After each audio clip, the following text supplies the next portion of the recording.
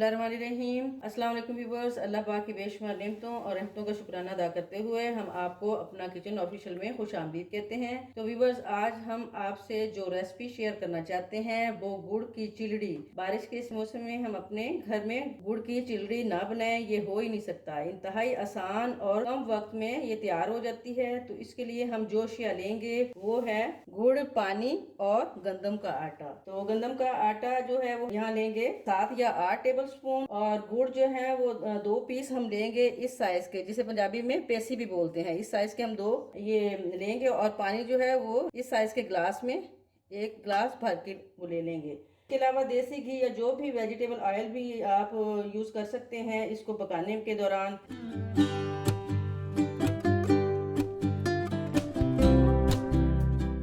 ये जो 2 पेसी हमारे पास गुड़ थे वो हमने अच्छी तरह वो बारीक करके तो उसको पानी में जो है अच्छी तरह हल कर लिया है।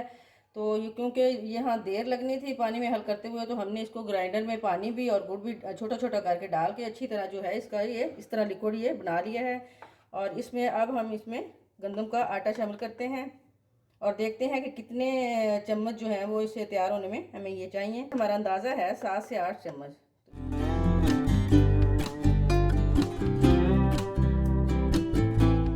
अब हम इसे इस तरह अच्छी तरह पानी में, ये गुड़ वाले मीठे पानी में इसको अच्छी तरह घोल लेंगे। तो व्यूअर्स देखें, ये देखें इस तरह हमारा जो है ना ये एक लई की शक्ल में ये तैयार हो चुका है। अब हम इसकी जो है वो चिलड़ियाँ बनाएंगे तवे के ऊपर या किसी पैन में। देखें, ये सबसे पहले हम फ्लेम ऑन करेंगे। पहले हमने अच्छी तरह घी को गर्म कर लेना है, फिर उसके बाद हल्की लो फ्लेम पे जो है वो हम इस तरह बनाएंगे।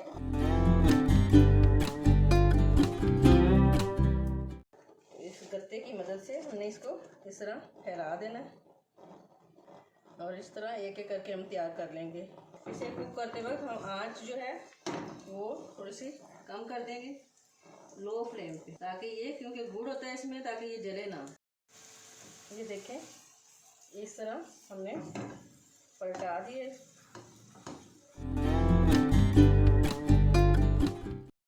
तो ये देखें व्यूअर्स, कितनी ज़बरदस्त ये जो है गुड़ और गंदम के मेज़ों को मिला के हमने ये जो चिलड़ी तैयार की है, इंतहाई ज़बरदस्त। देखिए कितनी ज़बरदस्त लुक आ रही है। इसी तरह एक एक करके हम बाकी भी जो है वो बना लेते हैं। और इस बात का ख़ास ख्याल रखें, घी या ऑयल जो है आपने बस थोड़ा थोड़ा सा, ये जैसे आपको नज़र आ रहा है, बस इतना इतना, इससे ज़्यादा ना हो।